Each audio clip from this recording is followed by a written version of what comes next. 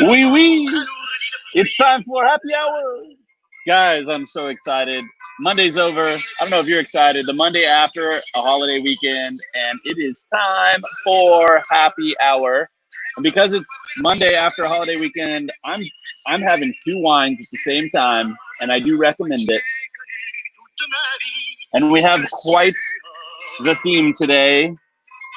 Veronica's first. I love it. Guys, you know the drill by now. I want you to drop into the comments. Let us know where you are. I'm pretending I'm in the French Riviera. I got my French music. I got the Riviera on the screen. But let me know where you are and what you're drinking.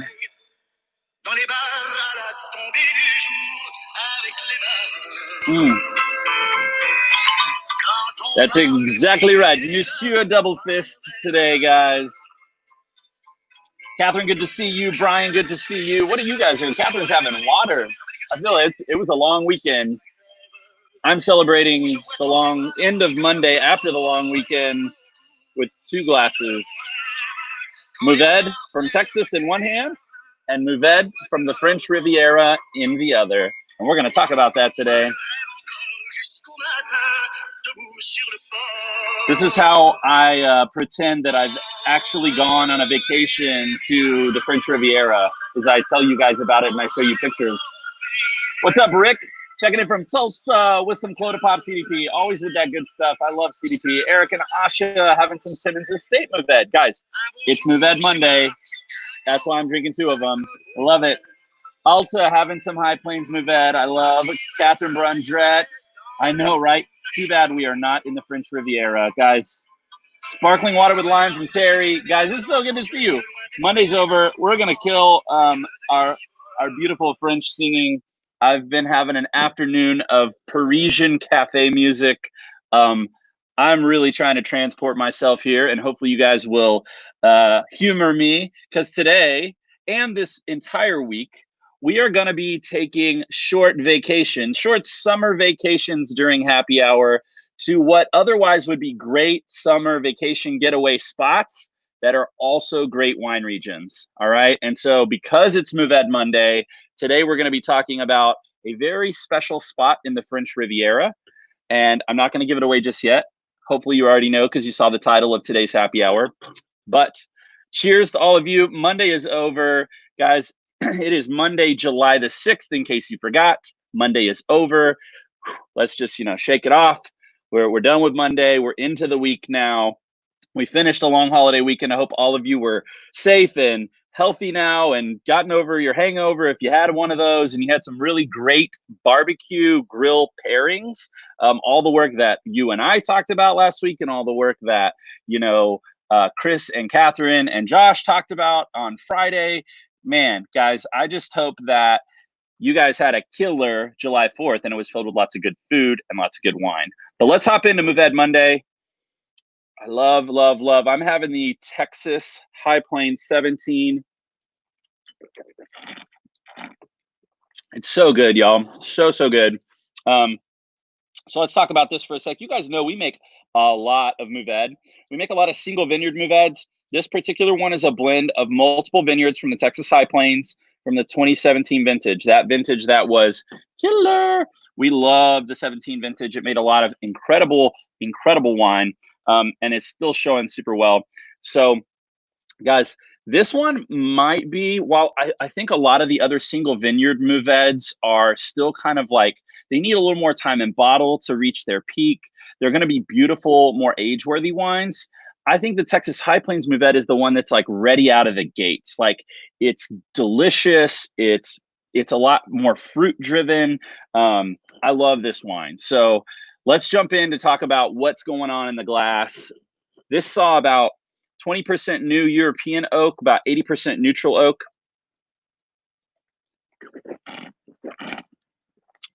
Okay, guys, very berry driven for me, but it's showing red and blue and black fruit. So you get the red fruits and the darker fruits. So I go with like raspberry cherry here, but then it definitely has that like almost like black plum note, maybe a little bit of blueberry. So that's a great thing about Mourvedre. It doesn't just always show just the red fruits. I feel like a lot of times we talk about it in red wine, but also get you some of those like black and blue fruits here. Definite, just like a little touch of spice from the oak. It's not super noticeable. Very low tannin. That makes this really easy to drink. Good acidity, really well balanced. I call about medium plus acidity. So we've already talked about all these things, and they're still going to be good for the rest of the summer. But things like slow smoked beef brisket, grilled Angus bacon cheeseburgers, and I'm going to throw a new one in here, guys. I think honestly, when I opened this and tasted it earlier, what I want to be eating with this right now are some carnitas tacos. So like, go figure out how to get you some carnitas, make it at home, and drink it with this High Plains Mourvedre, and it's going to be killer. Little spritz of lime across the top. Some cilantro. This is where you want to go. The other wine that I'm having, and let's maybe like slowly transition into the wine nerd section, is another Mourvedre from probably its most well-known region, most famous region, and that is from Bandol. So I'm not going to tell you too much about this, but I just wanted to show you that I'm drinking a Mourvedre Bandol next to a Texas Mourvedre. And I think this is a really great way, if you're starting to learn more about wine. One of the ways that I really dug in deep and started to understand the differences in regions and the differences in winemaking styles was to do side-by-sides. And so I can't more highly recommend this. It helps your brain build these Venn diagrams, right? Sometimes the Venn diagrams, like today, there's going to be a lot of overlap in the middle that's similar.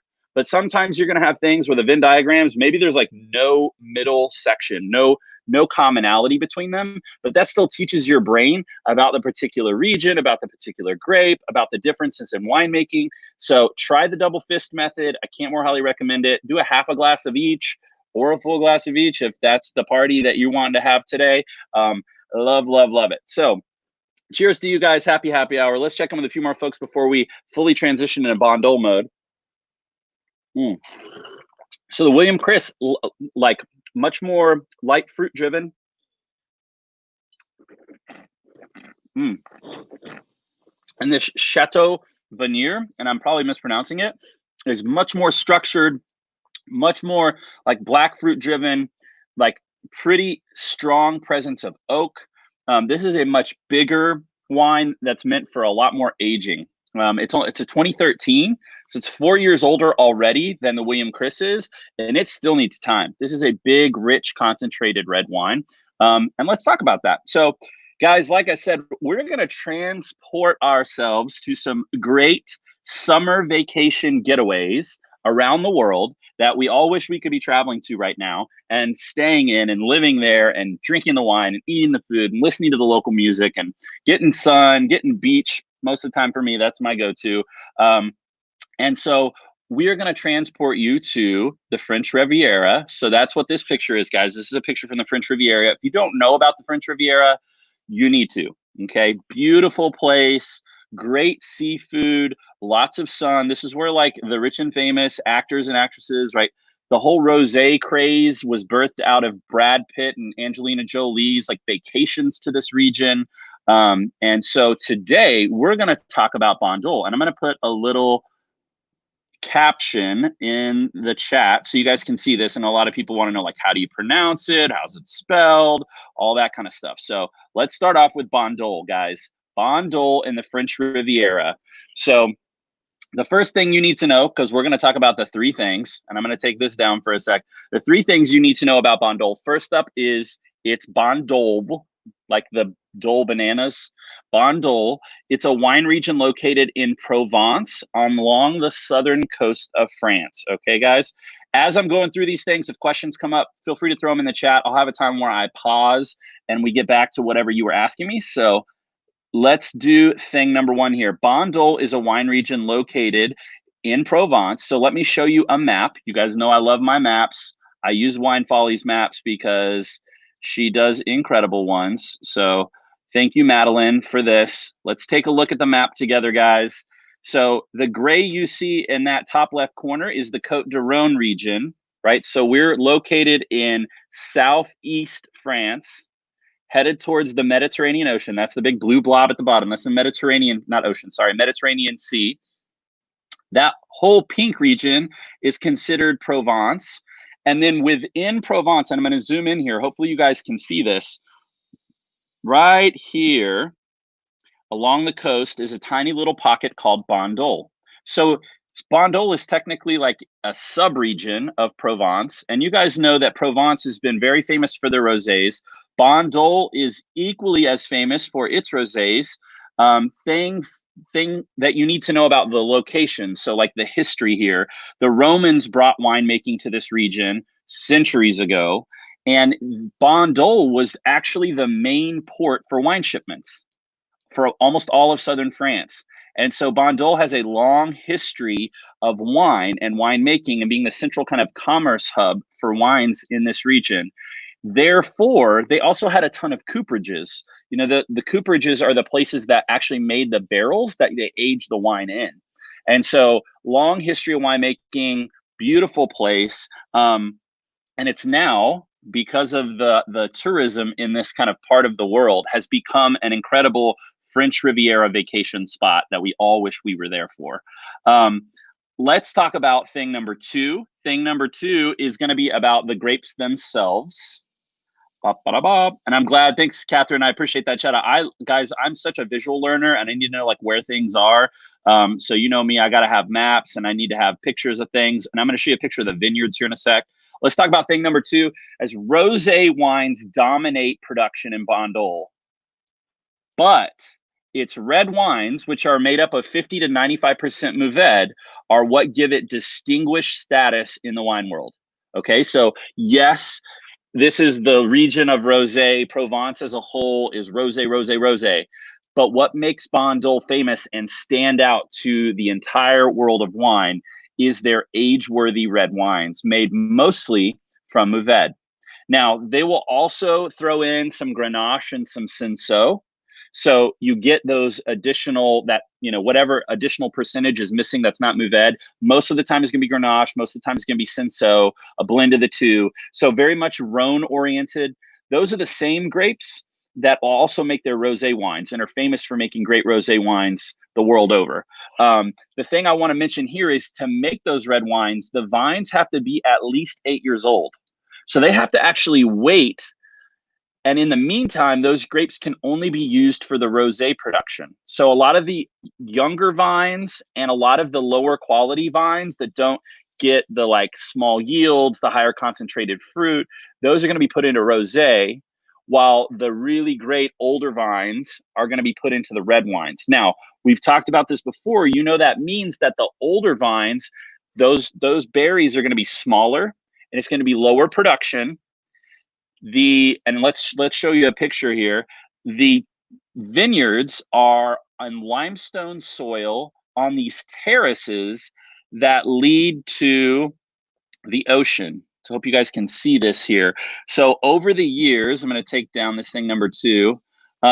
Over the years, they've built these terraced vineyards. Of course, phylloxera, it wiped out vineyards all across France. So they had to like reinvest in the vineyards.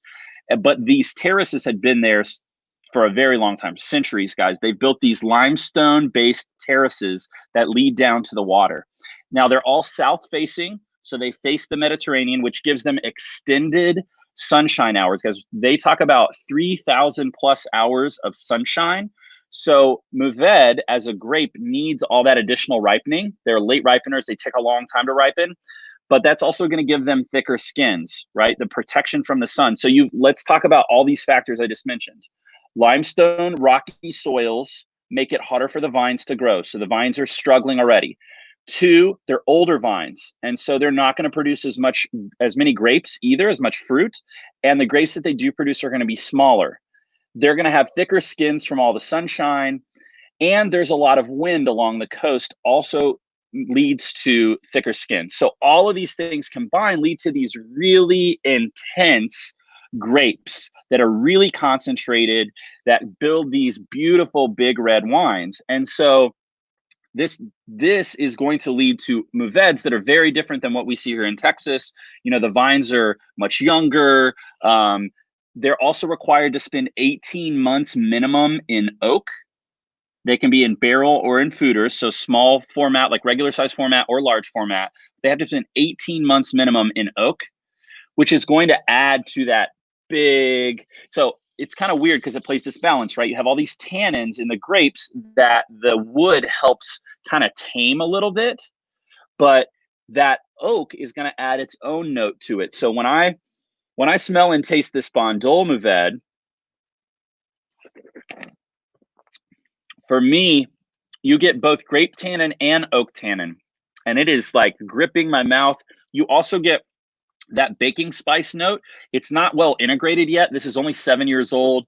Good Bandol wines, you're going to want like 10 to 12 years for peak time. So it's still got some way for that oak to integrate into the wine.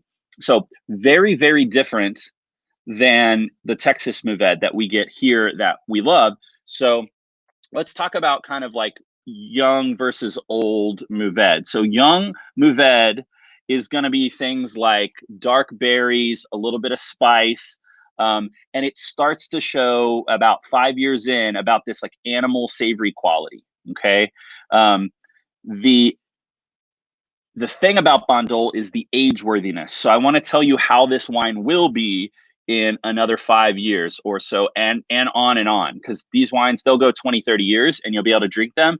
And with age, you start to get these like black fruit, leather, truffle, those things, that savory note, the meatiness really start to get pronounced, and the fruit and that oak start to settle down. So you get all these aged tertiary notes that are just beautiful. I always tell people it's kind of like a forest floor, but also like a little bit of dead animal, like in the best way possible. That's going to really go great with your savory foods. They famously will pair this with lamb, and it's so good, guys. So that's what you need to know about the fruit itself. Try and find yourself some Bandol Reds. Let's pause for a sec. Let's all take a drink. Happy hour. I'm going to answer some questions before we get to thing 3. Okay. Brian's asking, why are grapes on older vines smaller? They just have a harder time producing a lot of fruit and big fruit. So it's like that youthful exuberance that we have as humans. It's that animals have. All living things in their youth are very reproductively efficient, if we want to talk about it that way. And remember, grapes are the reproductive part of the plant. And so in their youth, they're going to have bigger berries and they're going to have more clusters. Okay. As they get older, they're going to not have as much life and energy to put into the reproductive part of the plant. And so you're going to get fewer clusters and smaller berries within those clusters. Okay. So good question here. Let's see if there are a couple others. Eric wants to know when we're going to have the WCV wine trip to Bandol. Guys, there couldn't be a more perfect spot for us to do the first ever like William Chris Vineyards like tourism company driven trip, and I will happily make the sacrifice to plan and lead that trip. Guys, I'll even go a month ahead of time and do all the recon for you, so when you come, it's just all already planned out. I'll go live there for a month and I'll make sure I make all the good relationships so we get all the like perks when we go around to the different wineries. We'll have all the inns at the best restaurants, all the best like beach rental spot. Like, guys, I will happily make that sacrifice. My email is d@williamchriswines.com if you would like to contribute to that fund to send me to Bandol to do all this recon. No, I'm just joking, guys. This would be awesome. I would love that. Guys, who doesn't want to go on a vacation to Bandol right now, right? Veronica's got a good question here. Is this evolution of taste expected in Texas wineries? Will they start to taste like Bandol wines in the future? I think we're going to head that way, but we're always going to have a uniqueness about the soils and the climate here. Okay, so yes, in some respects, I kind of think about it like, I don't know how to even like visually describe this. I need to work on that. So let me think on a good visual here. Yes, there are going to be some components of this. Our vines are going to get older. They're going to take on more concentration.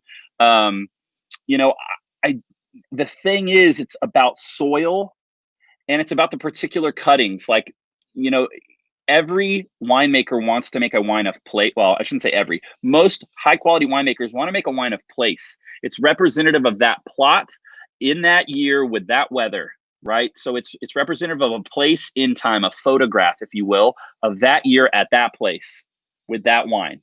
And so there are going to be a lot of these components that I think over time, this progression, we're going to get closer to what Bandol sees.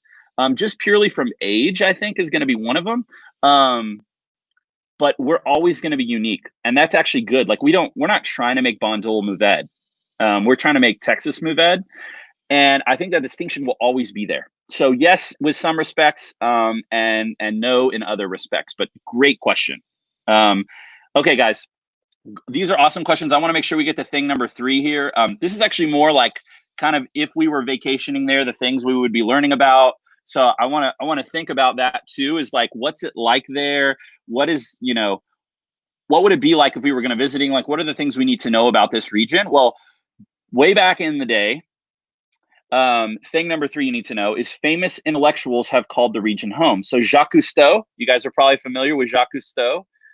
Cheers to the Frenchman, who helped birth modern scuba diving. So familiar with Jacques Cousteau. It's a very sea driven there.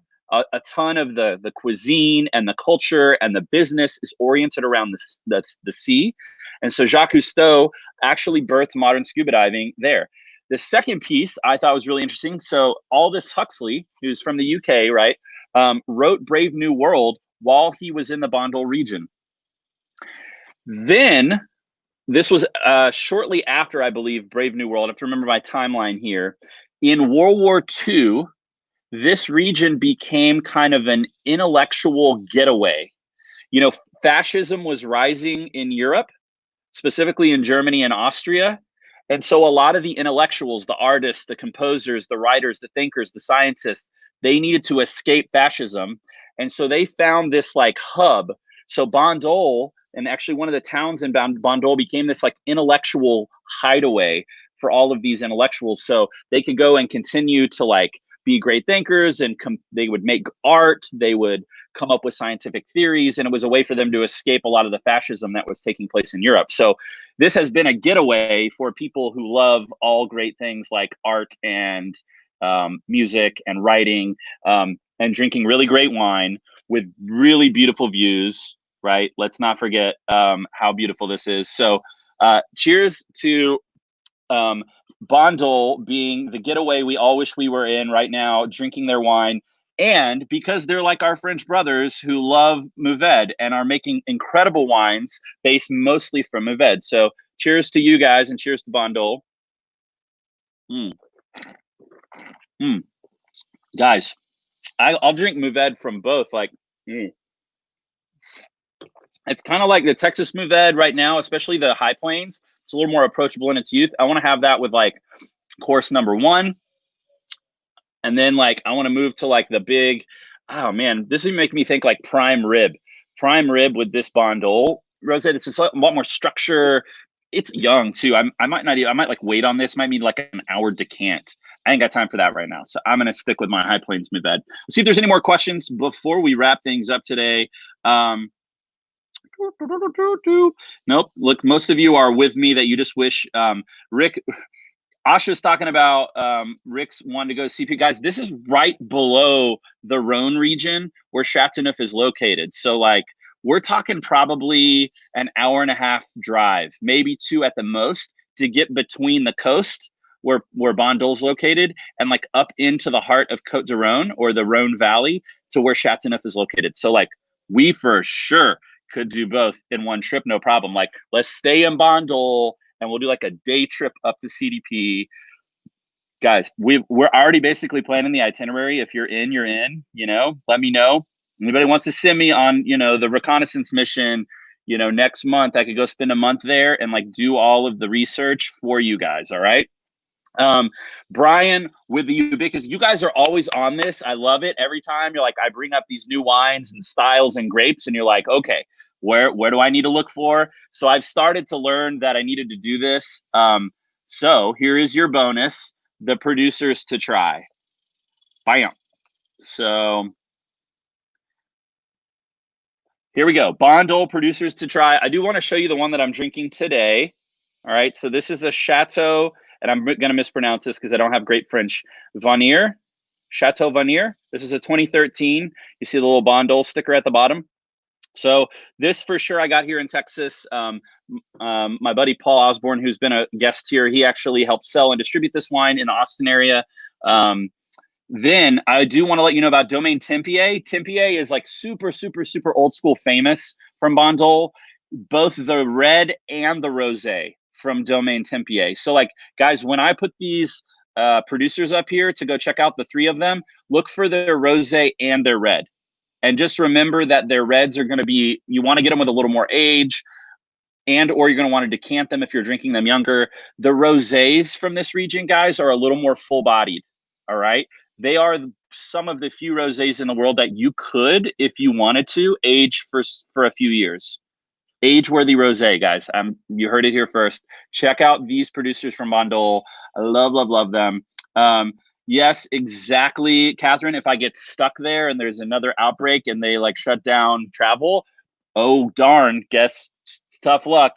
Shucks, guys, I'll have to, drink more French wine and, patiently await your arrival from, the William Chris wine crew. So I have a quiz question before I pull up these three things. Let's see if you guys can get this. We have been talking about Bandol all day, and you need to tell me what grape is most famously associated with Bandol? Because now you know. Cheers to all of you. Let's see if you can get the quiz question right today.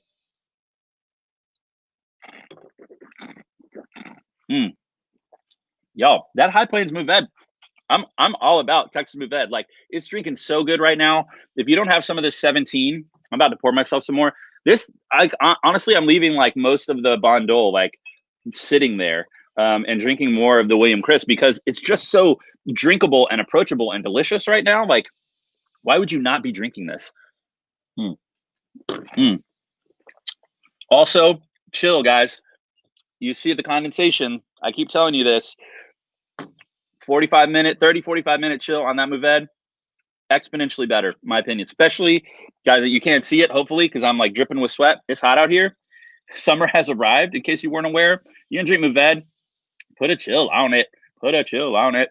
Yes, guys, D is the correct answer. You're back on it. Bandol is most famous for Mourvedre. I have really important these three things today. Y'all know we're doing something special because y'all are my, okay, let's just talk about this for a sec because like the folks who watch Happy Hour on the regs, you guys know that you're also the crowd that's doing our virtual tastings on the reg, okay? So let's just be clear on what's going on with the virtual tasting this week and next week, because you probably already know, and I know some of you have already ordered it because I saw your names on the list. All right. We are back to like stay home, drink wine routine, and we are going to put 2 virtual tasting packs in the same pack with 2 additional bottles to drink while we're waiting to get to Saturday. Okay. This week's wines are incredible. They include 2 of our natural wines. Y'all remember I talked about natural wines? So we have 2 natural wines, and I am stoked about this virtual tasting. Next week's wines, we are not telling you what they are. And because it's a mystery pack, you're getting them at a much better price. So once Saturday rolls around, you can't get it at this price anymore. All right. Those mystery wines are wines that are, let's just call it, you ain't going to want to miss it virtual tasting. Okay. Those wines are incredible as well. I can't tell you what they are. Leah, our marketing director, told me today. I really wish I could. But because you're listening to me, don't forget High Surprise. We've got like a handful of codes left. Y'all probably saw that email already because, guys, don't lie. Go ahead and get both. You guys know the people who are on my happy hour. You guys are going to do both virtual tastings. Just order them both at the same time so you get the deal. And that High Surprise promo code, there's a handful of those left for folks who haven't ordered theirs yet. That gets you $50 off of those 10 wines. Okay, just go make it happen. I love this. People like mystery pack already ordered. It's already happened. Look at all those guys. You don't want to make, you're going to do both of these virtual tastings. Just go get them. And next week's wines are baller. Also, I'm really excited about the natural wines this week. Guess who's making an appearance for Saturday's virtual tasting? Woo! Yep, that's yours truly. Chris and Catherine are gonna have to put up with me on Saturday trying to hog some of the screen time. You know, we haven't done a virtual tasting together, guys. Who knows what that's going to be like? Don't miss Saturday. Thing number 2 you need to know, guys, curbside pickup. Curbside pickup is happening. Regular hours, guys. Before you arrive, it helps us if you'll text pickup to 313-313. That way our staff can be in communication with you. They can look up your order. Your wines can be ready to go when you get there. Do us a favor. Come see us. Take the drive out to the Hill Country. It's a beautiful one. And last but not least, we're going to be right back here tomorrow, guys, tomorrow. And I'm going to be drinking 17 Paca Zinfandel. 17 Paca Zin, guys. Thing number 3, tomorrow, 5 o'clock, right here, 17 Paca Zin. All right, guys, let's all cheers. This time, I'm going back to truck drivers, guys. This is who I'm cheersing to today. Truck drivers have been getting our Amazon shipments, the groceries to the grocery store, so then we can get those delivered. Like, they've been getting food to restaurants.